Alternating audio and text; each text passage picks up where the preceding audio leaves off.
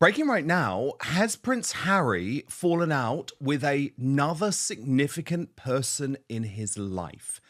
David Foster, the famous and very, very wealthy.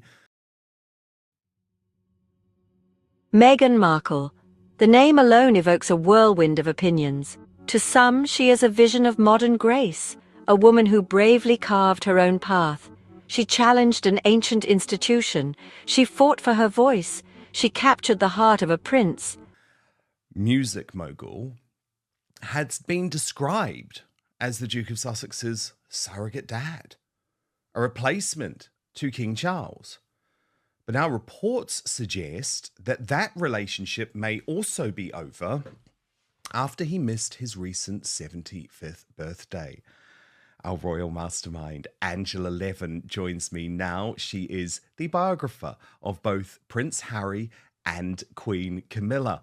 Angela, this one really surprised me because I know Harry has lost so many close relationships, even in Hollywood, since being there, because their behavior has just been so appalling, and we know what the Hollywood Reporter wrote about Meghan's actions. So I knew they'd lost lots of people, but I thought David Foster and his wife, Catherine McPhee, were two of the people who remained close to Harry and Meghan. I mean, they live in Montecito, just around the corner, but the reports suggest Harry and Meghan didn't show up. They didn't send an apology message. So it looks like another one bites the dust. Another person in their life has just been markled. Yeah.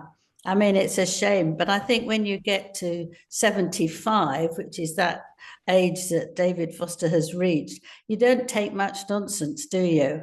And I think obviously it was a very big party, and you would imagine that you'd hear something about Harry and Meghan going there, but there isn't anything. So whether they've had a row, whether they're fed up with him, whether he's just used them or moaned endlessly about his family and how hard done by he is, well, he'll have to take that, try and be brave about it. I mean, that's how you look at it on the first level. But if you look at it on the second, what is he doing? Why is he disappointing people so much? Why is he rubbing them up the wrong way? As you said, he's no longer sought after by people around where he lives, who have got very good friends and don't bother with those two anymore. They've gone sort of right down in popularity. But it's a shame when you have a couple who are very suited to you. And of course, his wife went to school with Meghan, so they were quite friendly as well.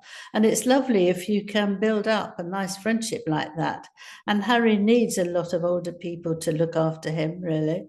But you mess it up and there we are. People aren't going to be very calm and understanding. He's used to that for years and years, spoilt boy.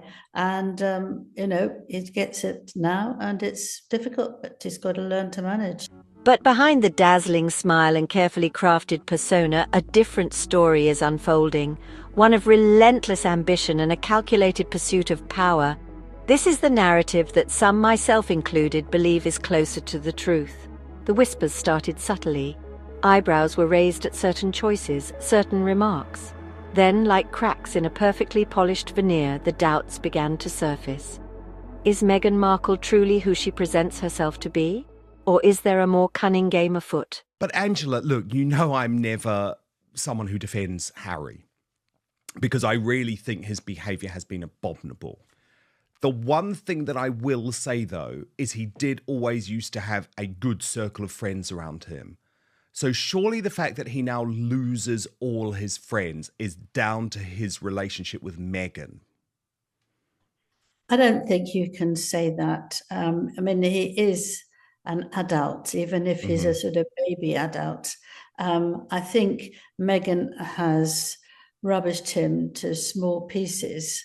But I think, as I said the other day, he's very scared of her and he has to do as he's told. But I think that you can say no and you can hang on to who you were if he wanted to, but he's not doing that. So he's in a very bad state, isn't he, really?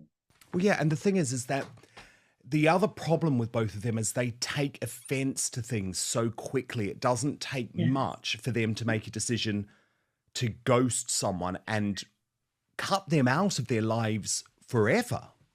Well, I think that actually they look for it. Yeah.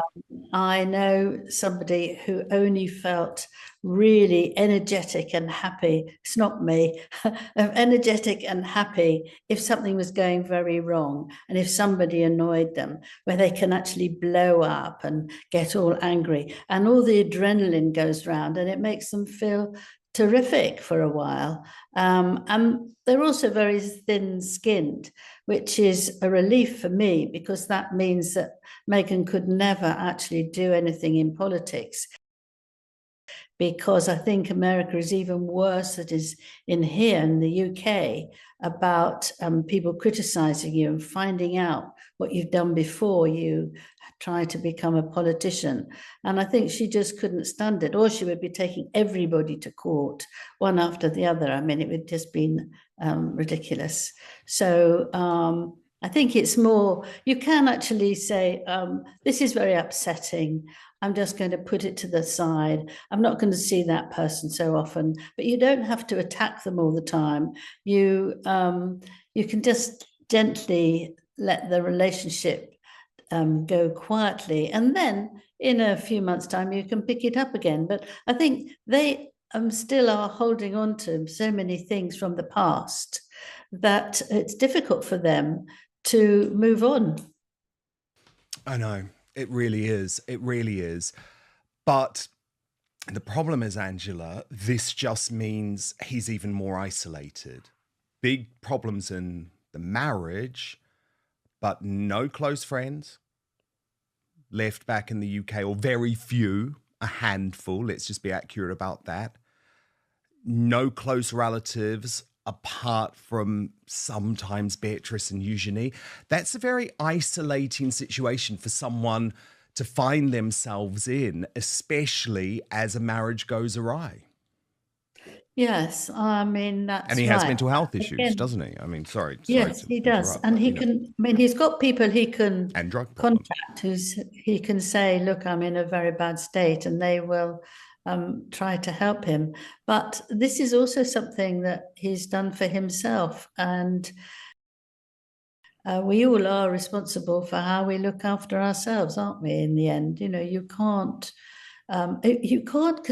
keep on attacking your family, a wonderful family, really, the royal family, and then expect them to forgive you within an instant and move on and do exactly what you want to do at the time and the date, and actually what you want to get out of them. And you know, you can't expect that at all.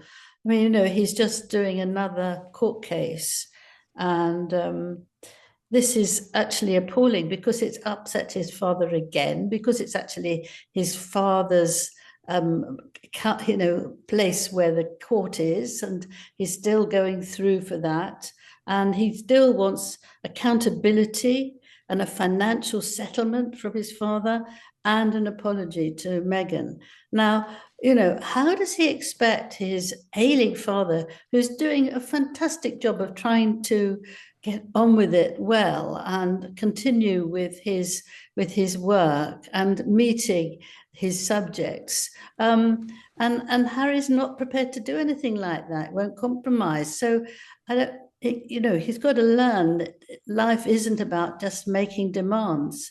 Even if you are a prince, you've got to, you know, try and manage on your own.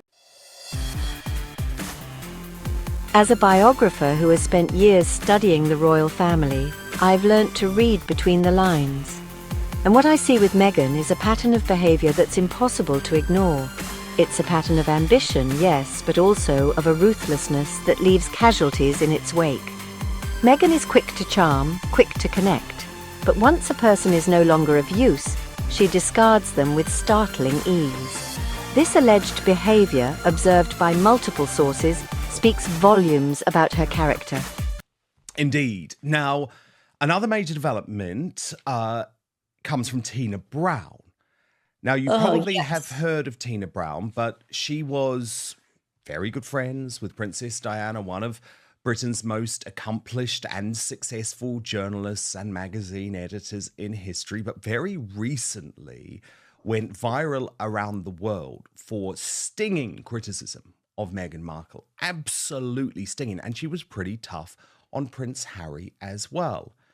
But the Harry PR friends, shall we say, have now got to Tina Brown because she has written an explosive new Substack this week where she says William, whatever his abiding resentments towards Harry, should now suck it up and let his father give Harry something to do. In other words, take Harry back. Now, Angela, just before you respond, I want to go into a bit more detail with what Tina Brown specifically said, because she is very well connected, even though I completely disagree with what she is suggesting here. So she returned to UK for Remembrance Sunday and said that there is still a gaping Harry-shaped hole in the depleted royal lineup. So she said the British nation needs his human touch, and so does his ailing father. Prince William just acknowledged that this past year's scourge of family illnesses, when his father and wife fell mortally ill at the same time, has been brutal.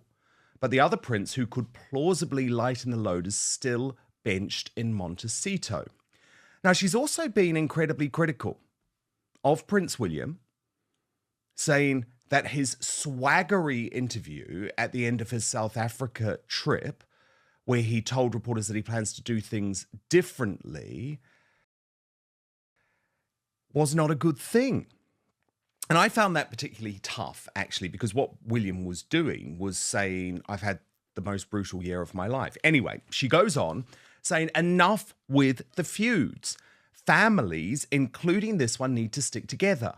William, whatever his abiding resentments towards Harry for his intemperate broadsides in Spare, should now suck it up and let his father give Harry something to do. In an isolationist Trump world, the UK needs to draw closer to Europe and romance its relations with the Commonwealth. William and Kate dread foreign tours that take the princess away from the children and cut into what William, to his advisor's irritation, call his me time. So unload the lesser but important red carpet junkets onto the Sussexes, who, chastened by 5 years in the wilderness, would export some modern royal flair, especially to ex-colonial trouble spots. Wasn't that the original plan? And then she claims that no one would be happier about a rapprochement than Queen Elizabeth, who took a harsh position on Brexit, but in times of crisis evolved her positions, albeit at glacial pace, as she did when she finally allowed Prince Charles to marry his mistress in 2005. What was always paramount for her was the health of the crown, and right now, the country needs Harry. Now, I'm sorry, Angela, I completely disagree with Tina Brown on this. I completely disagree with her. Firstly, she's not in the UK, so she lives in America. She doesn't know how we feel about Harry. I also believe that Harry's aides have clearly got to her, because this is totally different. It's a complete 180 from what she said in the interview that we spoke about a couple of weeks ago. But the bigger point is, Harry didn't make some intemperate comments about William in Spare. He accused the future king of being a violent bully. He accused Catherine of being the B word. I mean, I just don't get it. I don't get why all of this pressure is now coming on William to allow Harry back. Harry doesn't deserve to come back. We don't want Harry back. The royal family doesn't need Harry back. That's my view, Angela. Over to you. Well, over to me. I mean, I think it's a most vicious piece of writing. And I think she's equally sort of out of touch with people now. I mean, she doesn't got it completely wrong. And all this nonsense about saying, you know, everybody longs to have Harry back. It's not the Harry we knew years ago. The Harry we knew then has been destroyed by himself and by Meghan. And if he comes over and does any sort of give him a job to do, well, it's an absurd thing to say, because he will, demand money for it. Meghan will demand money for it, but she will take over. Meghan wants to be queen. You can't actually have her as standing there as a second person. So all that is nonsensical, actually, very ridiculous, and she should know better. She's a marvelous journalist, but this is incredibly spiteful, and It suggests a woman who is always looking ahead, always strategizing, always prioritizing her own ascent. Some might call it ambition. Others might call it something more calculated. The evidence of this ruthlessness is mounting.